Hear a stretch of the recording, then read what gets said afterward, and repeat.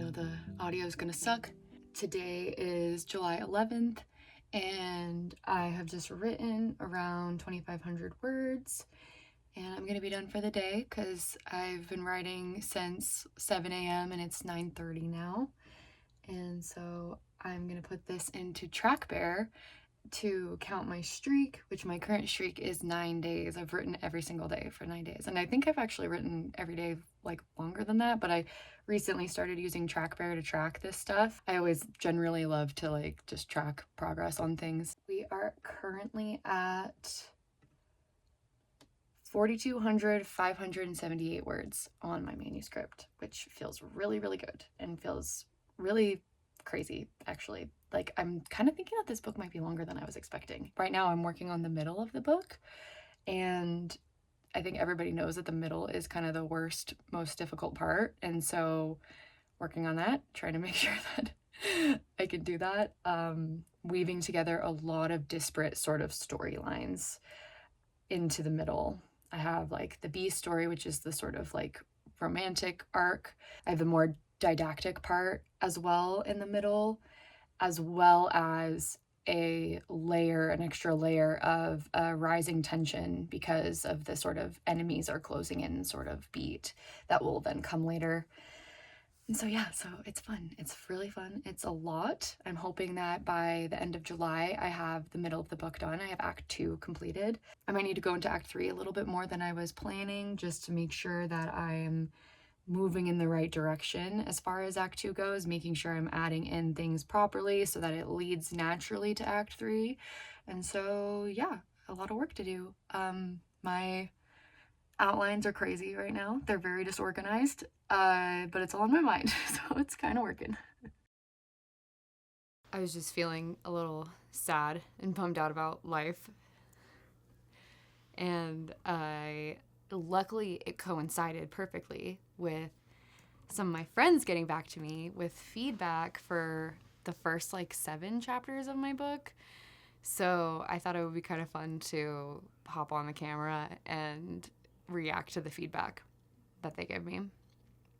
So the first 2 friends who have gotten back to me about my book are my friends Kirk and Julia, and they both gave me some great feedback, saying that they were interested in the story, they were interested to see what happened, and they were excited to see where it was going to go, and they didn't really have a whole lot of notes, huge notes about things that needed to be fixed, which is great, and excited to hear that.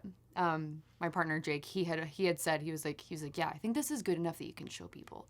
And so I took that seriously, and I was like, okay, I'll send it to just a handful of people to see, and then I'm looking forward to later on having beta readers be able to read the whole book once it's finished. But I wanted to send it to some of my writer friends to be able to get their feedback first. But right now, I just received some feedback from my friend Alex, who is a writer, and he wrote this book, The Last Drop, which is a great little novella about, I don't want to give it away too much, but it's about a man who his father has just recently died, and it's very much a character study about this character and his attachment with his father, and like relinquishing his connection to his father and relinquishing his attachment to his father after his death, and the sort of struggle and downward spiral that he goes down in the wake of his father's death. The story is all revolving around this bottle of scotch, and it's called The Last Drop, and it was like his father's prized possession, and it's a really interesting little book. But Alex is working on other projects too, which is very exciting. So I want to read what he says. I'm going to react in real time, and we're going to see how long this video ends up being. Okay, so he's saying he really enjoyed reading it. Okay, saying that the pacing is a little too quick, which I totally agree with. I think that the pacing previously that I had written was like so slow. Maybe it wasn't that slow, but it just felt boring to me at the beginning. But this draft, I was like, ramp up the conflict, make it as intense as possible right out the gate. And so there's definitely some room to breathe that I need to be adding in. I've been getting that from a couple of people. My friend Kirk also said that I need to slow it down a little bit. If anything, it's moving too fast. And so I can definitely add some more stuff in later on. I think I'm definitely an underwriter, and like I've said in previous videos, it's like I kind of get the skeleton first and then sort of fill it in with some of the more world building details. But, one thing that Kirk said also was that I should, include more dialogue, include more things to just like slow the pace down a little bit. So that's really good feedback. Yeah. And then, this is another thing that I definitely am aware of is I kind of introduce a lot of characters really, really fast. And that's something that I definitely want to slow down a little bit. And I've gotten some feedback from some people that it's a little confusing, very, very fresh out the gate to be introduced to too many characters all at once. And so I definitely feel like I need to have maybe like a chapter or two in my next revision where I just let the world breathe a little bit rather than having the inciting incident happen like in the first chapter. There's a part of me that like wants it to be really, really quick, but definitely if I get a lot of feedback from people that it's happening too quickly, I will make those changes because I want it to feel, I don't want people to feel like confused and like overwhelmed right out the gate with the book, of course. He's like, great fucking job so far with this draft. So that's nice. And I'm so glad he's given me such a detailed list of shit. It's so good. How loud are those fucking horns? Yeah. Yeah, that's good. There's like a detail in the beginning, and I don't want to give it away too much, but suffice it to say, this book is set in the real world. It's set in our world, but just 300 years in the future. And so I'm using real topography. I'm using real locations. And I've gotten the same feedback from my partner Jake and from Alex that like there's just a little detail that is sort of like breaking immersion, where it just is like the geography isn't really quite making sense, and that's also happens like really, really soon at the very, very beginning of the story. And so I got to kind of like tighten that up and figure out like how to make sure that that makes sense and that there's no immediate like, what? Like, this doesn't make any sense. So yeah, gotta kind of make sure that those sort of like topographical logistical details really make sense so people aren't taken out of the world. Yeah, and he has some notes about world building, which are great. These are definitely notes that I want to kind of like bookmark for later. And because one of the things that he's asking is like, it's like, okay, well, if global civilization has collapsed, does it make sense for people to be using miles and feet and things like that? Would people be using things like, he says, bring back the furlong or fathom or league as a normal unit, and or something else brand new and made up, which I love that. And I've kind of also been incorporating things like as the crow flies and thinking of doing like paces as well. But yeah, these sort of more antiquated, like archaic ways of measuring distance, I definitely want to bring in. I think that that's something that I will do on revision rather than worrying about it right now. But I think that's a really great note because it adds texture to the story. It adds like a little slight nuance, a very subtle nuance that like maybe other people won't pick up on, but I think it will add ambiance to the world. So I think that's a great note. It's so great. It's so nice to have such detailed notes on this. It's like very, very helpful. And it's also nice too because it's like he's bringing up a thing that my friend Julia also said, which was like a world building sort of confusion thing that it's like I got to figure out how to incorporate it. Like, so one of the details is it's like I'm imagining the world has, it's like civilization collapsed and zoo animals were just released. So the ecological niches that we're used to have sort of dissolved, and, zoo animals have sort of taken up niches all around the world. And so it's like, there's like lions and tigers and giraffes and zebras and elephants like in North America, like roaming around because people just like let them be free, and then they just like filled in their ecological niches. So it's like, but that's like a detail that it's like I need to figure out how to have the world building happen a little sooner so that sort of thing is more obvious right out the gate rather than it just being kind of like, what the fuck? Like, very confusing why these animals that like do not exist in the same ecoregions would be existing together together now. So that's a good note. 2 people now have said the same thing. So it's like, okay, cool. I can fix that. That's the hard thing. He's like, you might need to cut a character. And it's like, yeah, I definitely might have to, or combine characters. It's tricky. This sort of thing is very tricky because there's a lot of consequences down the line in a trilogy if you combine characters, because there may be a sort of storyline that incorporates one character but not another, and then if you combine the two and something happens to that character, like they die or something, then like that there's an entire possible storyline that gets lost. And so it's definitely hard to know, I think probably what the better strategy that I need to have is just being better about introducing the characters in a very organic, much more slow way, so that it's not overwhelming to the reader, because I do feel that all of these characters do have a role to play in the story, if not as much in this book, they certainly do in the next books.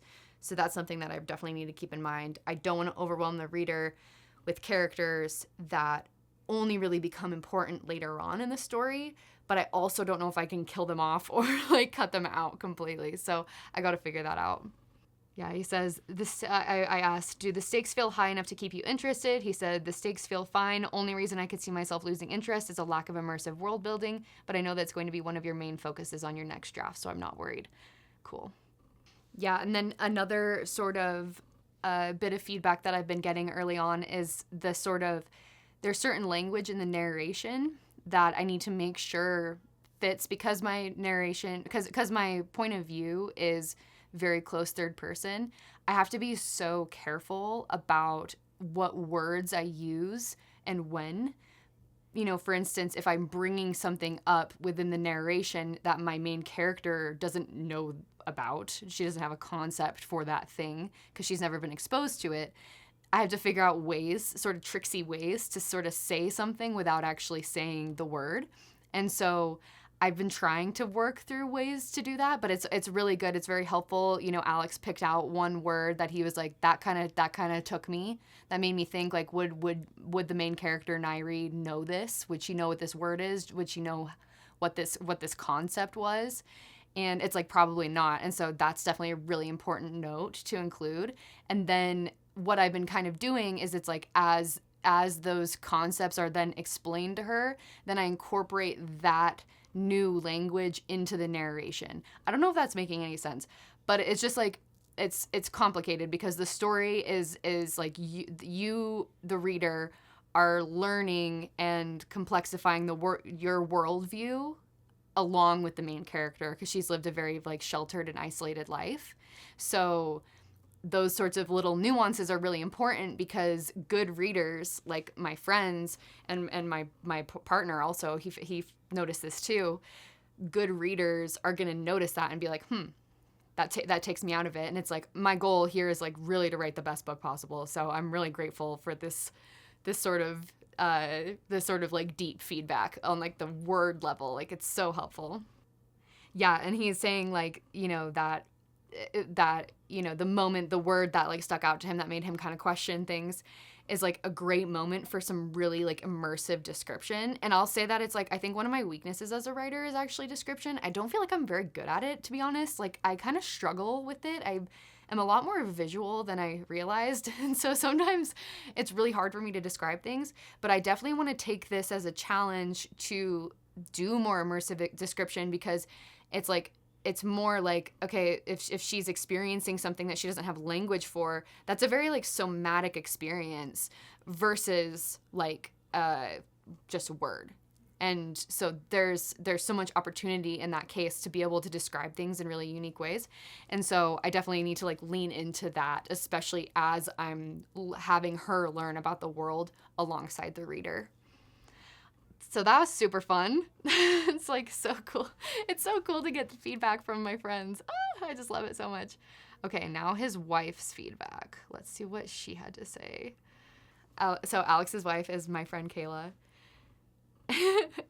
And so she was like, I'm really liking the book so far and wish there was more. When I got to the end, I was like, wait, what's going to happen next? I demand more pages. I love it. It's so fun. Yeah, again, she's saying that the pacing is a little fast. Yeah, would have liked to have more of a chance to connect to the main character.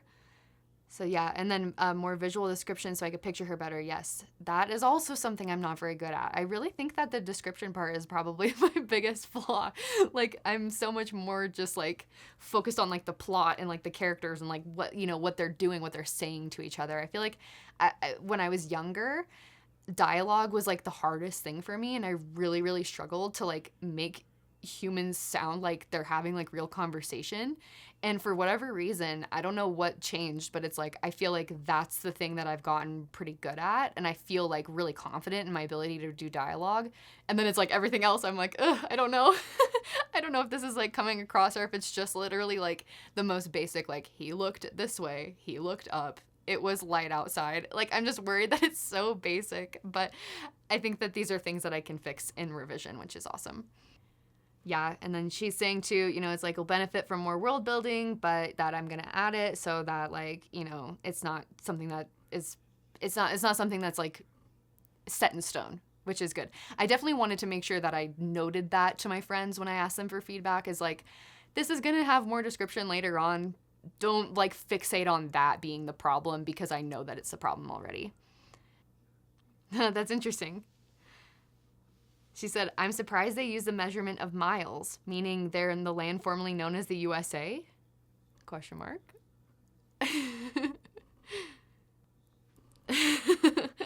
Oops. Yeah, it's funny too when you're writing, like when you're drafting, I feel like there are like these little details that just sort of come to you and you consider them for a moment, and like you know for certain that like you added a detail for a reason, and it's like it seems so obvious to you, but then it's like when someone else reads it and you're like, oh, they missed a detail that like would have made this other detail make sense. And so it's just funny because it's like this is such a good example of why like getting feedback is so important, because you as the author do not have the eyes to truly see what is happening in your book. Like, you know everything about what's happening, you know everything about the story, and so you don't know if you've conveyed things properly. You don't know if you've actually like established a scenario in a way that's going to actually make sense to the reader.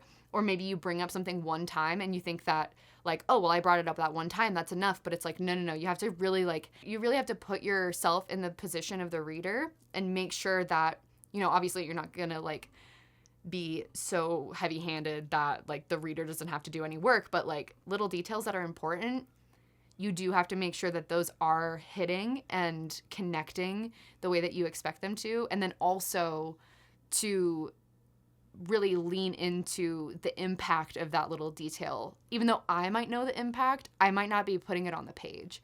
I might not be expressing it on the page, and it might be just like something that just sort of flits past me because I'm drafting, you know, 2,500 words that day. And so then it's just like, it's like in the rear view and I'm not paying attention to it anymore. So it's like, it's so important to really focus on those kinds of things and, you know, get the feedback early on so that you know what to fix. Is it boring? If so, why? Not at all. Yay. Thank you, Kayla. I'm glad.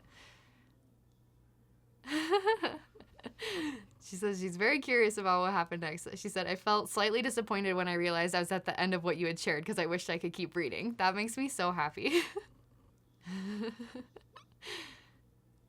That's awesome. She says she's super invested in Nairi, who is my main character, and that she's likable and relatable in many ways, caring deeply for her family and kin, but knowing that her life in her village is not for her in so many ways, and wanting/needing to break free, having so many questions and being curious about different ways of life, being driven to explore and understand what's been hidden from her all her life. I'm invested in her as a character, and I feel she's going to go through a big and interesting transformation, and I'm totally along for the ride. That makes me so happy. Oh my gosh, it's so fun. Let me read now Julia's feedback. Let's see, how the freaking fuck do I find this? La la la. I get too many emails.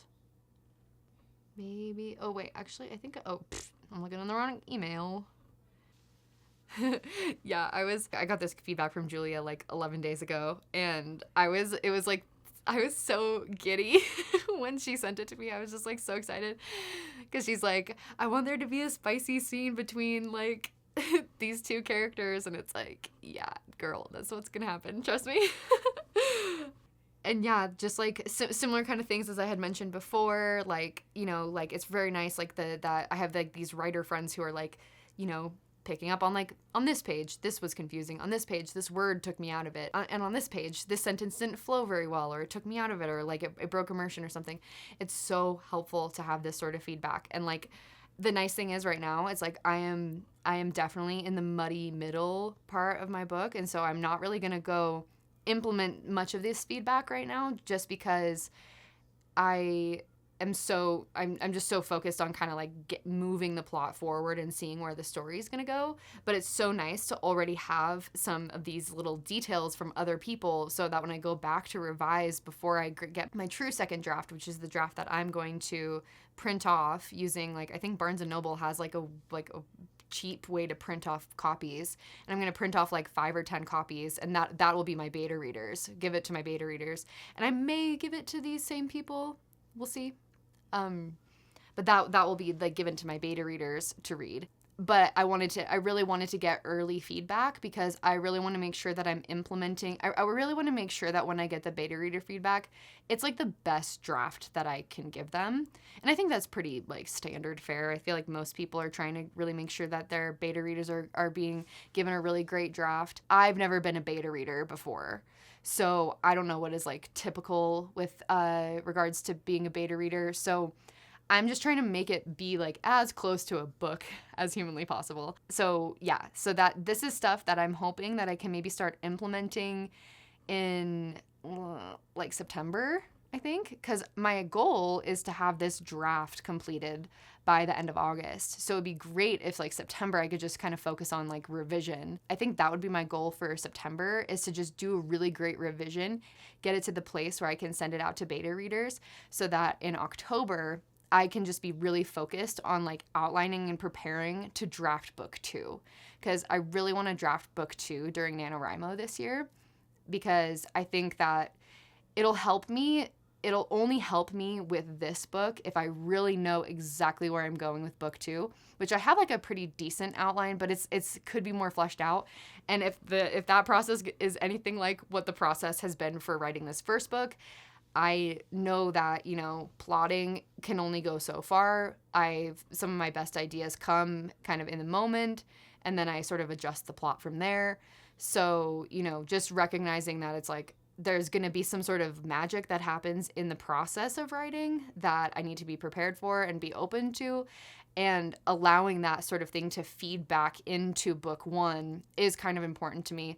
It's kind of stressful just in general trying to write a trilogy, because I can totally see how I could miss a lot of really important stuff and not include it in my first book, just because I don't know 100% where the story is going, or there's maybe little details that, like, if I plant the seed in book 1, it'll be so much more satisfying when it comes in book 3.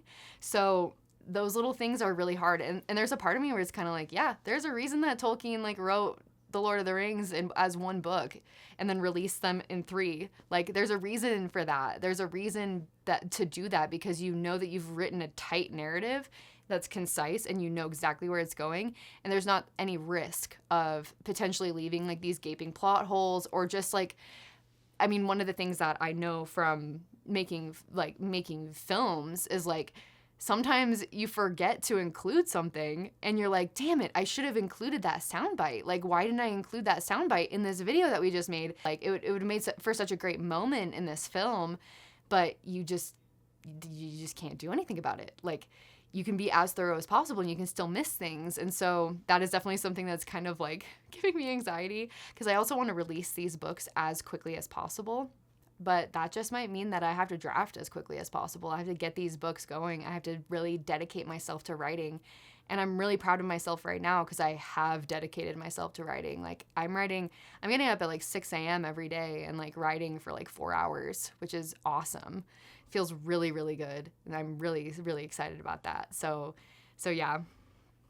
But yeah, it was just so fun. So fun getting feedback from my friends. It just makes me so freaking giddy.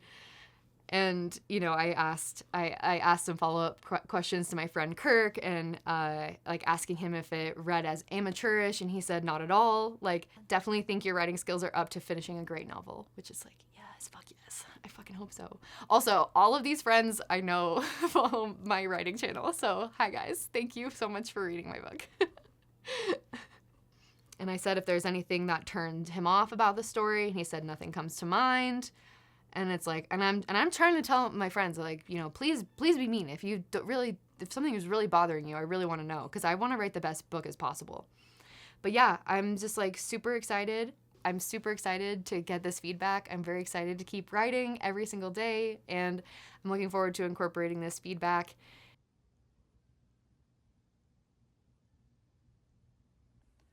All right, it's about 8:30 in the morning on July 14th, and I only wrote like 100 words this morning.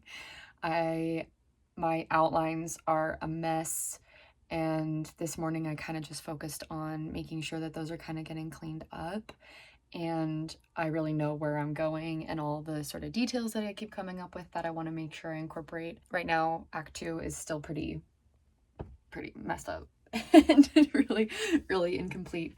However, I've sort of reached a point where it's like almost where I get to the place where it's like the break into 3 portion of the book. And so, yeah, everything's like very out of order right now, but that's okay. We're working on it. And these outlines, they need to be cleaned up because they're a hot mess. So yeah, that's kind of the update for today. Very pitiful sort of word count today, but I'm very ahead of my goal, which was 30,000 words for the month. I'm already a bit ahead, so it's okay. I can stand to be a little bit behind today, if it means that I'm going to be able to have a better understanding of where I'm going. Okay. I look haggard as fuck right now.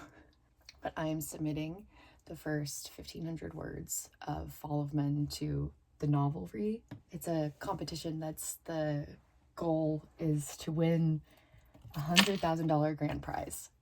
I am so praying that I can at least make it far in this competition, because it would just be so incredible to have the judges read my work and have some kind of exposure in this way. And the prize for even the people who don't win the grand prize is really great. It's basically coaching, access to coaching in this course that they have, which would be really cool.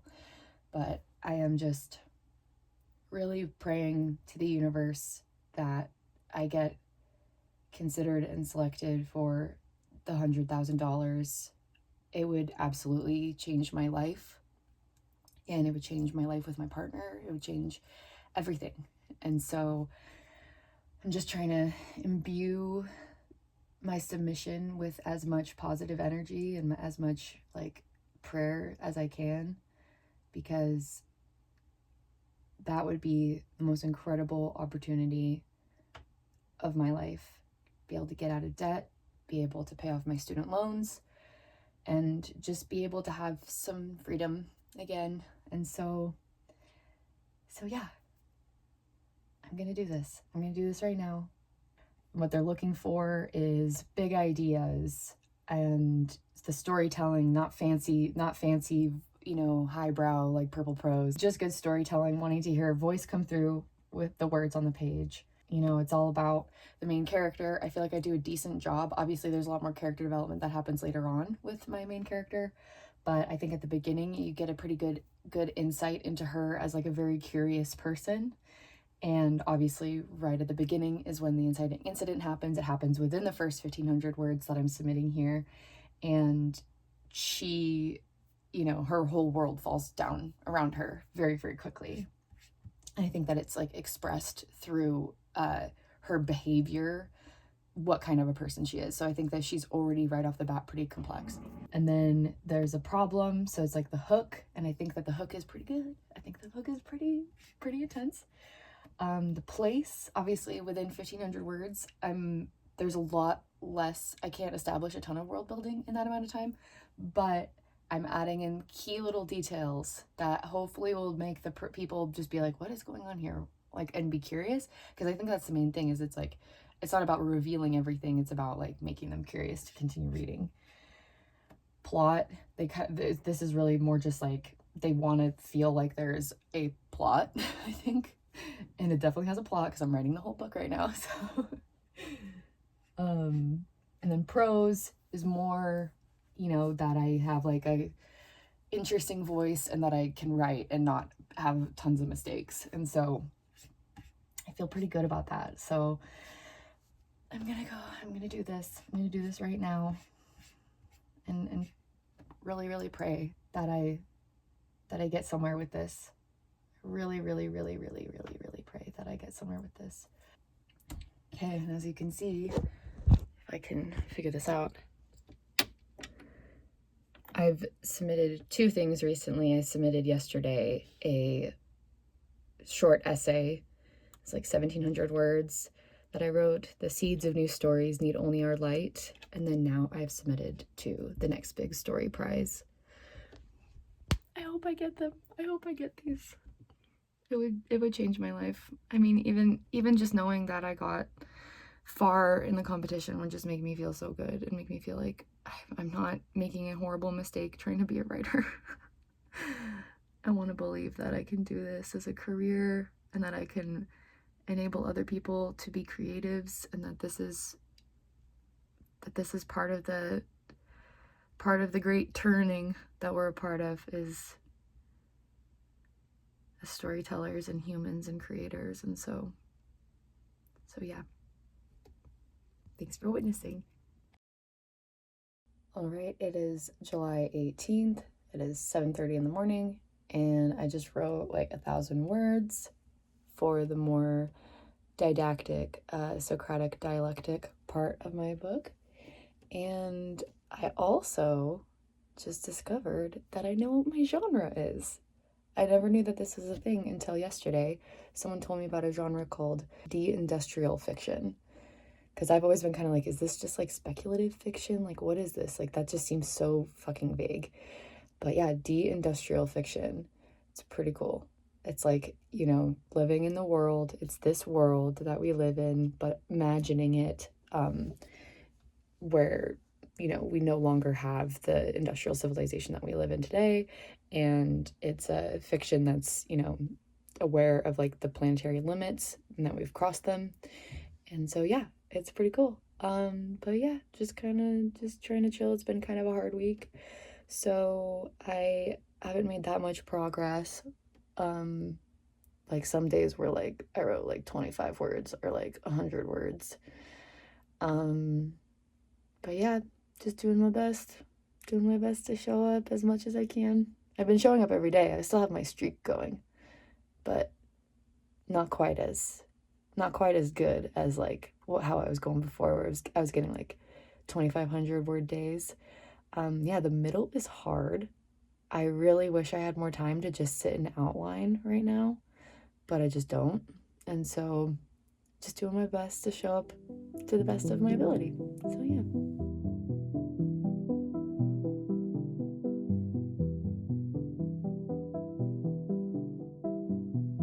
I'm having technical difficulties today. It is operator error, though. It's not the technology's fault. I'm just scatterbrained, and I haven't been doing a very good job managing the equipment. So I have taken a couple of days off of writing Fall of Men, which has been hard because I really wanted to stay super, super consistent, but I was just reaching a point in the story where I was like, oh man, like all of the chapters I just wrote are unfinished and I don't really know what to do to make them finish. And I was just feeling like generally like, oh God, like what am I doing? I know where I'm going, but it's the getting there that can be really hard sometimes. And so I just gave myself permission to take a break. I have all kinds of other projects that I'm always working on.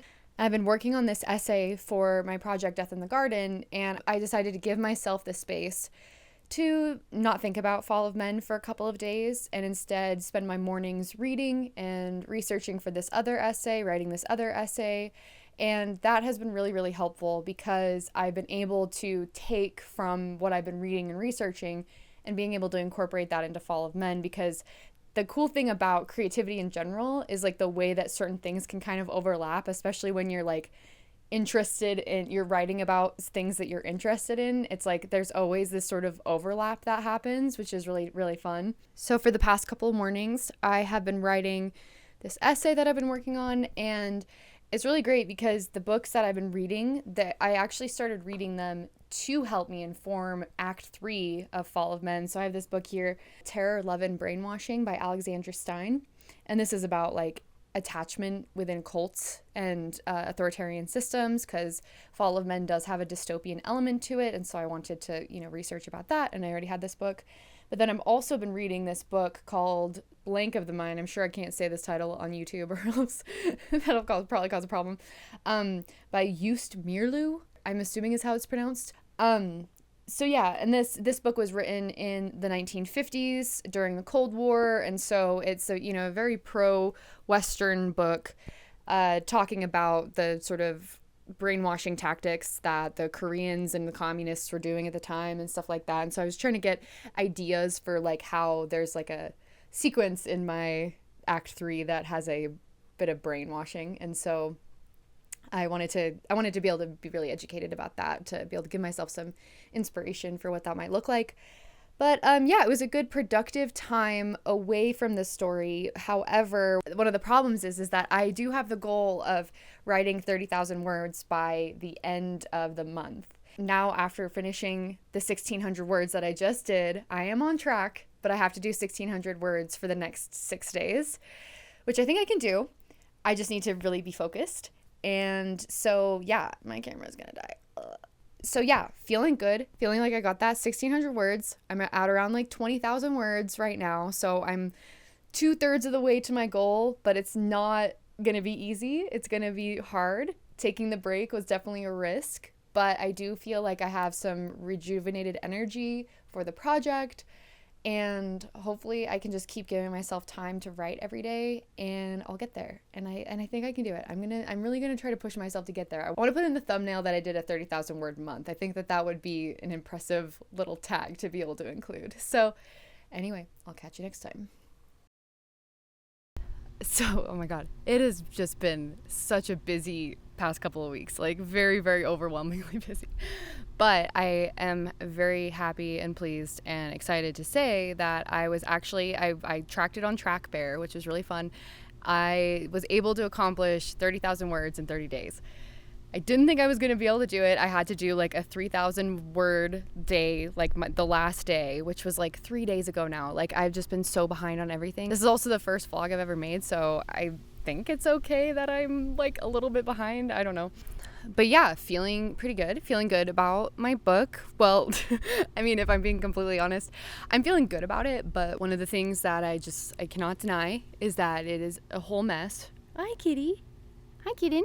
So I know where I'm going with this story, but I don't know if I just made things like so much more complicated for myself, but I was like, I really wanted the middle of the story to like be weaving in all of these different like pieces of tension and just like plot points and things that are going to lead into like, that are going to be hinting at stuff that doesn't even come until the second book or even the third book. And so I've created like a really sort of convoluted mess for myself. Like it's all going to make sense. Like, and I'm going to have to do a lot of work to like put it all together and stitch it all together to make it make sense and to make sure that tonally there isn't like a whole lot of jarring sort of jumping around, because in order for me to do the 30,000 words in 30 days, I did have to jump around a lot because I was just like stuck like a ton. And so I was like, okay, well, I can either like, well, because I said a few days ago, it was like I took a few days off and to just like work on like nonfiction writing, and that set me behind a lot, and it like really took me a minute to kind of get back into Fall of Men. And so I was like, okay, oh shit, I need to like really get my shit together. And so that's what I eventually was able to do. But the only way that I was able to do it was by like really making a mess of my draft. So that's okay. I'm okay with that. That'll be fine.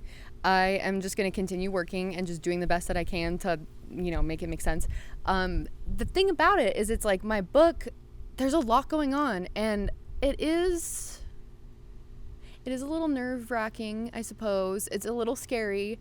I mean, I don't know. I don't know if I need to be so worried about it, but it's like I'm weaving in a lot of stuff, and I need to try to remind myself that like the what I'm trying to do is like use like epic fantasy sort of like world building and like complexity within a story that's not fantasy.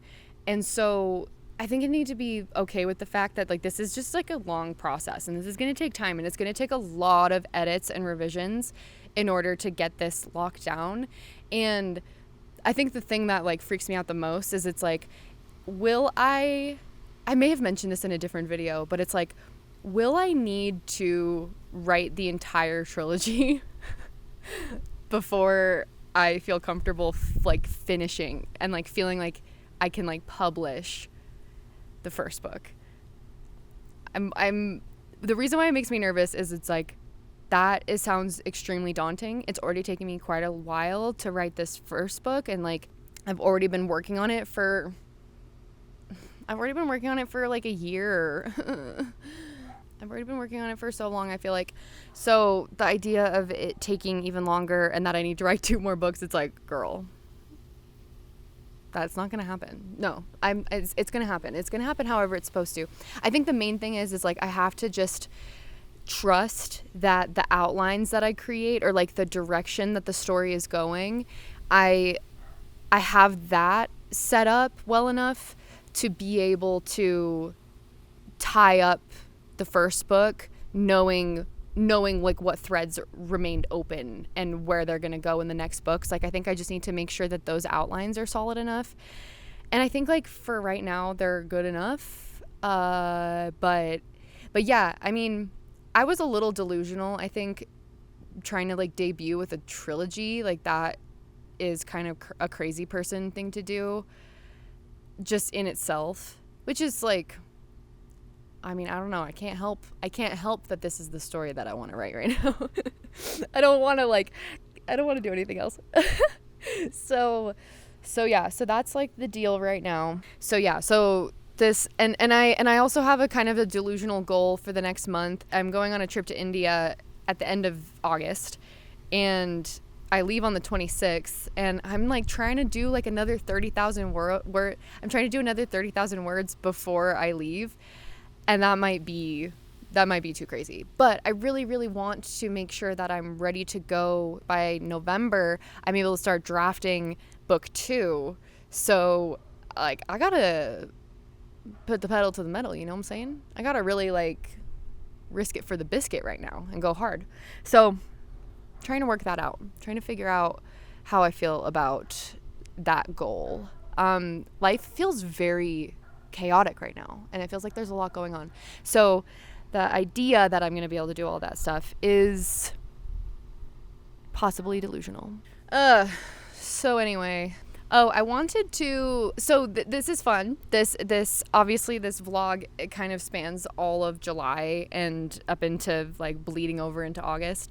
So I'm hoping that I can maybe do this a little bit more quickly in the future, but I mean, we'll see. I have a lot going on in my life. Like I'm not like, this YouTube channel is just one of many million directions that I'm pulled in. I'm really excited because like the AI video that I did is doing pretty well for like someone who has a really new channel and who doesn't have very many subscribers, and I've been getting a lot of more subscribers. So thank you if you're subscribed. I really appreciate that. I'm really trying to, get my little footing in this AuthorTube community. I should probably put like the newbie tag on this video. I think I'm gonna do that. But anyway, yeah, I've got a lot of interesting feedback on the AI video that I did, and I wrote a poem that I feel like it sort of explains my perspective a lot more. It's complicated. This whole thing with AI is very complicated, but I've been heartened since I put that video out to see other people who are in the AuthorTube world and their videos around AI, and knowing that like my sort of like unnuanced like perspective, my sort of black and white perspective isn't uncommon in this space.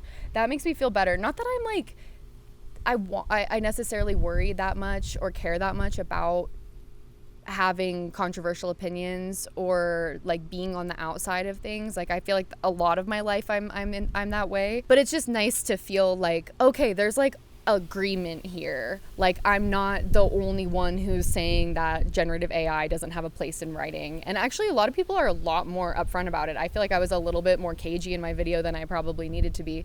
And again, I think I'm going to probably talk about this a lot. But you know, it was just funny. It was just interesting, like a lot of the comments, you know, and I feel like it's not uncommon. I think that a lot of people are getting the same kind of comments when they have a perspective about generative AI. There's always the pushback and the comments and stuff like that, which I'm like, go for it. That just gets me more engagement. It's great. but it's like, I mean, I think that like, you know, I think healthy disagreement is great. I think I tried to respond thoughtfully to the people who approached me with like grace. I think there was one comment where I was like a little saltier than I needed to be potentially, but the person kind of approached me and was just like, you know, your logic is flawed and blah, blah, blah. And it's like, ugh. Like, I don't know. Sometimes people catch me in a bad mood, I guess. but, you know, it was just interesting though, like the people who did respond and they had like their sort of criticisms and stuff, and then I tried to respond and sort of explain my perspective a little bit more, and then they just didn't reply, which is fine. I mean, I get that this isn't like no one's under any like obligation to respond, but I'm open to having the dialogue about it, and I think that it's like this topic of generative AI, it challenges so many of our assumptions about things. And I think it's so interesting for me too, you know, the way that it's challenging my own perspective around, like, it's like, I know that I don't have what would be considered like a nuanced perspective about this. And I've typically tried to have a more nuanced perspective around most things in my life. But with this, it's like, I do just feel like I draw a hard line. And I think that that's fine for me to do. I do think it's interesting how it's like we're all feeling defensive about our perspective and our take on this. I think what I'm trying to say is I'm just grateful that it's okay for me to have this hard line in this particular community. Oh man, I feel like this is like gonna be... I'm not gonna know what this sounds like until after I go in and start editing. We'll see. This might sound like shit. I might need to like totally redo this, but maybe I don't need to be continuing yiping.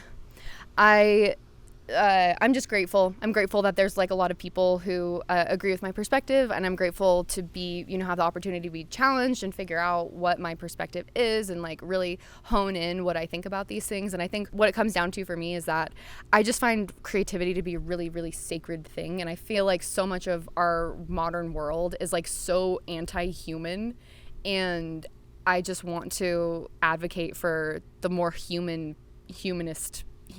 path with most all things.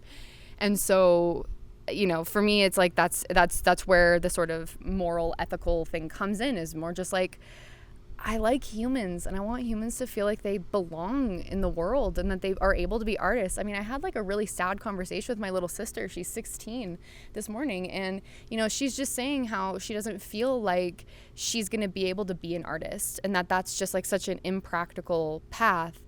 And it's true at this point in human history. And I think that is such an indictment on our culture that children and young people don't feel like they get to be artists. Like that's like sickens me. It like hurts my heart so much. And so, you know, I think I want to use my voice and whatever small platforms I have to advocate for the human and advocate for the real and advocate for people to be able to share their gifts with the world. And so that's what I'm trying to do with this channel. You know, this vlog is definitely more about like sharing my journey and stuff. And I don't know exactly like the shape of this channel. I'm not exactly sure what it's going to look like, but I think what I like about it so far is that it's helping me stay accountable to being a part of the discourse, I guess, and also just to continue writing and to feel like I'm like part of something rather than it just being this sort of like isolating process. And so I'm really grateful to all of you who are subscribed, and if you're not subscribed, that's okay, but I'd love it if you would subscribe. Like, why not? You know, what's the harm? And so yeah, so I will hopefully try to make another video before I go to India, but we'll see. I might not have time to. But anyway, it's been a good, crazy month. I hope that everyone is staying sane. And yeah, that's it for this one.